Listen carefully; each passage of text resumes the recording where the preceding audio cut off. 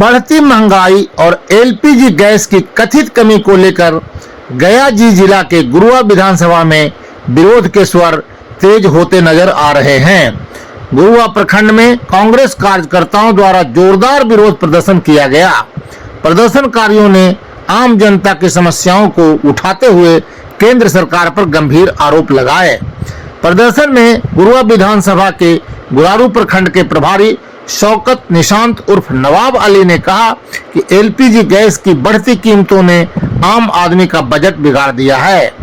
उनका आरोप है कि आज गैस सिलेंडर की कीमत लगभग 1100 रुपए तक पहुंच गई है, जिससे गरीब और मध्यम वर्ग के लिए खाना बनाना भी मुश्किल होता जा रहा है।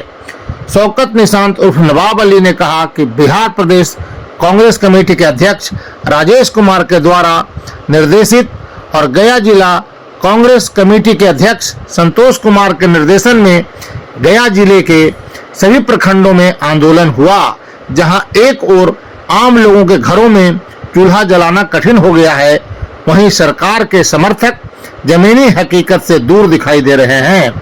उन्होंने केंद्र सरकार की नीतियों पर सवाल उठाते हुए महंगाई पर चुप्पी साधने का आरोप लगाया। प्रदर्शनकारियों ने यह भी दावा किया कि कांग्रेस शासनकाल में एलपीजी सिलेंडर की कीमत लगभग 450 रुपए थी, जबकि आज यह आम लोगों की पहुंच से बाहर होती जा रही है। प्रदर्शन के दौरान कार्यकर्ताओं ने सरकार से गैस की कीमतों में राहत देने और आम जनता की समस्याओं का तत्काल समाधान करने की मांग की है। उन्होंने चेतावनी दी कि यदि जल्द ही कोई ठोस कदम नहीं उठाया गया तो आंदोलन को और तेज किया जाएगा। यह विरोध प्रदर्शन इस बात का संकेत माना जा रहा है कि महंगाई और रोजमर्रा की जरूरतों से जुड़ी समस्याओं को लेकर जनता में नाराजगी बढ़ रही है। अब देखना यह होगा कि सरकार इस पर क्या प्रतिक्रिया देती है। कार्यक्रम में गुरुआ विधानसभा के गुरुआ प्रखंड के प्रभारी के तौर पर शौकत निशांत उर्फ नवाब अली के नेतृत्व में देश में बढ़ती बेरोजगारी, एलपीजी और पेट्रोलियम की बढ़ती दरों के खिलाफ कांग्रेस पार्टी के बैनर तले जन आंदोलन और पुतला दहन कार्यक्रम हुआ। इस कार्यक्रम को सफल बनाने में गुरुआ प्रखंड से विशन देव सिंह का सराहनीय योगदान रहा।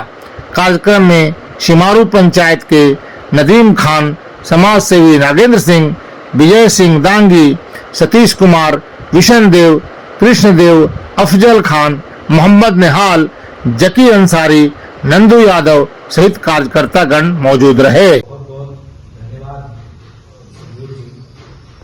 सबसे पहले आज के इस कार्यक्रम जो लगातार देश में बढ़ते एलपीजी के रेट, पेट्रोलियम के दर, तमाम जो एसेंशियल गुड्स है उस पर जो रेट बढ़ रहे हैं, लगातार जो बेरोजगारी और महंगाई बढ़ रही है, उसके संदर्भ में आज कांग्रेस पार्टी के द्वारा, कांग्रेस पार्टी के राष्ट्रीय अध्यक्ष मल्लिकार्जुन खड़गे जी के द्वारा, एलओपी श्री राहुल गांधी जी के द्वारा गुरुआ विधानसभा के गुरुआ प्रखंड में जो बैठक का आयोजन किया गया है, उसमें सम्मिलित गुरुआ के ब्लॉक के विशनदेव जी मुखिया जी, हम सभी के बीच उपस्थित नागेंद्र सिंह जी, सिमारू पंचायत से नदीम जी, विजय सिंह दांगी जी, सतीश कुमार जी, कृष्णदेव प्रसाद जी, अफजल खान, निहाल और दीगर तमाम सम्मानित लोग जो यहाँ पर उपस्थित हैं, आप सभी को मेरा सलाम, आदाब, नमस्कार। देखिए, देश की जो मौजूदा हालात है वो बहुत ही दयनीय है। अभी लगातार देश में एलपीजी के दामों में वृद्धि हो रही है। एलपीजी कमर्शियल के रेट 218 रुपया बढ़ गए। डोमेस्टिक गैस जो हम लोग घर में यूज करते हैं उसके 60 रुपया बढ़ गए। पेट्रोलियम जो प्रीमियम पेट्रोलियम होता है, पेट्रोल होता है, उस पे 1 अप्रैल से 11 रुपया बढ़ गया। डीजल जो प्रीमियम डीजल होता है उसमें 1.5 रुपया पर लीटर बढ़ गया। टोल टैक्स में 10% की वृद्धि हो गई। और जो बेसिक जो दवाई होती है, बुखार, फीवर, बीपी, लीवर, डायबिटीज की ऐसी 900 दवाओं पे 10% रेट बढ़ गए, जो बेहद दुखद और चिंताजनक है। हम सभी लोग जो आज यहां उपस्थित हुए हैं, ये तमाम जो केंद्र सरकार की और बिहार में जो अलायंस की सरकार है, इनकी जो गलत नीति है, इसके विरोध में हम लोग उपस्थिति अपनी दर्ज कराने के लिए आप सभी के बीच में सम्मिलित हुए हैं और जनता को इससे अवेयर कराना चाहते हैं कि आप सभी लोग जागरूक हो। जब इस पैंडेमिक में बाहर के यूरोप में, मिडिल ईस्ट में आपने सुना होगा और देखा होगा, ब्रिटेन ने, ऑस्ट्रेलिया ने अपने नागरिकों के लिए सुविधा उपलब्ध कराई, और यहां क्या है कि एलपीजी के रेट बढ़ रहे हैं, पेट्रोलियम के रेट बढ़ रहे हैं, एसेंशियल गुड्स पे रेट बढ़ रहे हैं। जिस प्रकार से मिडिल ईस्ट में अमेरिका, इजराइल ने एक मुल्क ईरान पे अटैक किया, उससे देश में, भारत में क्या नुकसान हो रहा है, इससे भी आप सभी लोग अवेयर हैं। भारत ने हमेशा अपना एक स्टैंड लिया, क्योंकि भारत एक सेकुलर मुल्क है। भारत के लोग देश के संविधान और लोकतंत्र में भरोसा रखते हैं। कांग्रेस पार्टी ने हमेशा देश के लोकतंत्र और संविधान पे काम किया है। अगर फॉरेन पॉलिसी बेहतर होती तो आज जो हमारी दुर्गति हुई है, ये नहीं होती। आप सभी को हम बताना चाहेंगे कि देश के 60% जो एलपीजी है वो बाहर से आते हैं, 90% जो पेट्रोलियम है वो बाहर से आते हैं। हम लोग जो लोग एमआरआई कराते हैं, उसमें हीलियम का इस्तेमाल होता है, वो बाहर से आता है। लेकिन आज फॉरेन पॉलिसी खराब होने की वजह से स्टेट ऑफ हार्मोज से क्रॉसिंग का जो मामला है, वो मुद्दा किस प्रकार से हम सभी के बीच में आया, इससे आप सभी लोग अवगत हैं। हिंदुस्तान की आवाम के समर्थन में ईरान ने हिंदुस्तान के शिप को जाने की परमिशन दी। वो हिंदुस्तान की आवाम से खुश है, और हिंदुस्तान की जो पूर्व में सरकार थी, कांग्रेस की सरकार थी, जिसने इस देश में सुई से लेकर जहाज तक बनाया, जिसने तमाम मुल्कों के साथ अपने अच्छे संबंध रखे, उस वजह से आज ईरान ने स्टेट ऑफ हार्मोज से हमारी जहाज को जाने दिया, जिससे हमारे एलपीजी और पेट्रोलियम आया। अभी हम सभी के बीच नागेंद्र जी ने एक बात कहा था कि अगर ये फॉरेन पॉलिसी खराब नहीं करते तो आज हिंदुस्तान में ऐसी स्थिति नहीं आती। ये बिल्कुल फैक्ट बात है। आज हमें एलपीजी और पेट्रोलियम के लिए इस जो स्थिति आई है, इसका सामना हमें नहीं करना पड़ता। अभी हम सभी के बीच नदीम जी ने भी बोला कि पहले गैस 25 दिनों में लगता था। ये बिल्कुल सही बात है।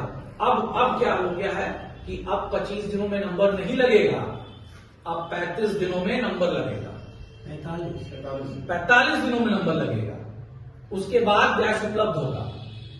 तो आप ये समझिए कि हम लोगों को फिर से केरोसिन ऑयल के दौर में वापस ले जाया जा रहा है। ये कितना दुर्भाग्य है। सरकार की जिम्मेदारी होती है कि देश की आवाम को बचाएं, देश की आवाम की मदद करें, जिस प्रकार से दूसरे मुल्कों ने किया इस महामारी में। आपको सबको पता होगा कि जब ये सत्ता में आए 2014 में, तो इन्होंने वादा किया था हर साल 2 करोड़ नौजवानों को रोजगार होगा, जो पूरी तरह विफल हुआ। इन्होंने कृषि बिल लाया। कृषि बिल जब लाया तो किसान सड़क पे आ गया, अपने एमएसपी को बचाने के लिए, अपने फूड प्रोक्योरमेंट को बचाने के लिए, अपनी मंडी को बचाने के लिए। ये बात बिल्कुल सही है, हिंदुस्तान कृषि प्रधान देश है और देश की बड़ी आबादी आज भी कृषि पर निर्भर करती है। आपने देखा होगा किस प्रकार से अग्निवीर लाया, जब नौजवानों को पढ़ाई करने के लिए उन्हें अपलिफ्ट करना था, तो उस वक्त इन्होंने जॉब दिया, और जॉब के वक्त ये बेरोजगार करने जा रहे। नोटबंदी से हिंदुस्तान की आवाम सड़क पे आई, इससे भी आप वाकिफ हैं। और एक मुद्दा जो पूरी दुनिया में भी फेमस है, एप्स्टीन फाइल, जिसको लेके किस किस को ब्लैकमेल किया जा रहा है, इससे भी आप सभी लोग अवेयर हैं। हम सभी लोग ये चाहते हैं कि भारत की सरकार और मोदी जी बेसिक इश्यूज पे काम करें, अपनी जो फॉरेन पॉलिसी है, फॉरेन पॉलिसी को अच्छा बनाएं, हिंदुस्तान की आवाम के रोजगार पे काम करें। जो लगातार महंगाई बढ़ रही है, उस पर अंकुश लगाए। महिलाओं के साथ जो उत्पीड़न का मामला आ रहा है, अभी बिहार से भी मामला है, उस पे जो दोषी है उन पे कार्रवाई हो। किसानों को एमएसपी, फूड प्रोक्योरमेंट और मंडी उनकी सिक्योर की जाए, और खास तौर से जो एलपीजी की शॉर्टेज हो रही है, ब्लैक मार्केटिंग हो रही है, वो बंद हो, और पेट्रोलियम, डीजल और पेट्रोल पे जो रेट बढ़े हैं वो वापस ले। अगर केंद्र सरकार इसे वापस नहीं लेती है तो हम लोगों का चरणबद्ध आंदोलन सड़क से लेके सदन तक चलेगा। इसी के साथ मैं अपनी बात को समाप्त करता हूं। जय हिंद, जय भारत, जय कांग्रेस। अब